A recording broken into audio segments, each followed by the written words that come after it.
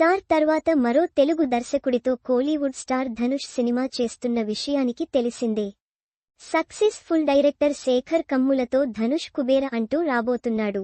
ఈ సినిమాను శ్రీ వెంకటేశ్వర సినిమాస్ బ్యానర్లో సునీల్ నారంగ్ నిర్మిస్తున్నారు. సినిమాలో ధనుష్తో పాటు మన కింగ్ నాగార్జున కూడా నటిస్తున్నాడని తెలిసిందే. నేషనల్ క్రష్ రష్మిక మందన్న ఈ సినిమాలో హీరోయిన్గా నటిస్తుంది. కుబేర సినిమా మొదలుపెట్టి 2 ఏళ్లు అవుతుంది. సినిమా ఇప్పుడు చివరి దశకు చేరుకుందని తెలుస్తుంది. ధనుష్ వెరైటీ కథల ఎంపికల గురించి తెలిసిందే.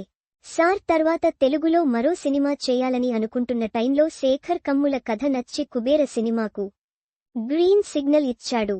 అయితే కుబేర సినిమా నుంచి అంతకుముందు ఒక పోస్టర్ రాగా దానికి ప్రేక్షకుల నుంచి సూపర్ రెస్పాన్స్ వచ్చింది.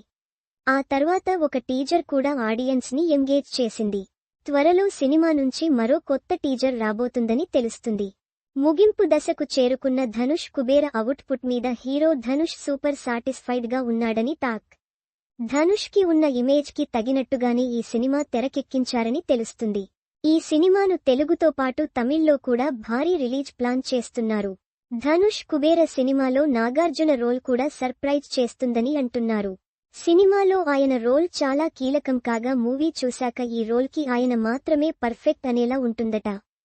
అంతేకాదు కుబేర రషెస్ చూసి నాగార్జున కూడా సూపర్ అనేశాడటని చెబుతున్నారు. నా సామిరంగ తర్వాత నాగార్జున మరో సినిమా మొదలు పెట్టలేదు. ధనుష్ కుబేరతో పాటు అటు సూపర్ స్టార్ రజనీకాంత్తో కూలీ సినిమాలో నటిస్తున్నారు. ఈ 2 సినిమాల్లో నాగార్జున పాత్ర అక్కినేని ఫ్యాన్స్ కి మంచి కిక్ ఇస్తుందని అంటున్నారు. కుబేర సినిమాను జూన్ 20న రిలీజ్ లాక్ చేశారు. కుబేర సినిమా చేస్తూనే ధనుష్ తన సొంత డైరెక్షన్లో ఇడ్లీ కొడై సినిమాను కూడా చేస్తున్నారు. రాయన్తో సూపర్ హిట్ అందుకున్న ధనుష్ మరోసారి ఇడ్లీ కొడైతో తన డైరెక్షన్ టాలెంట్ చూపించాలని ఫిక్స్ అయ్యారు.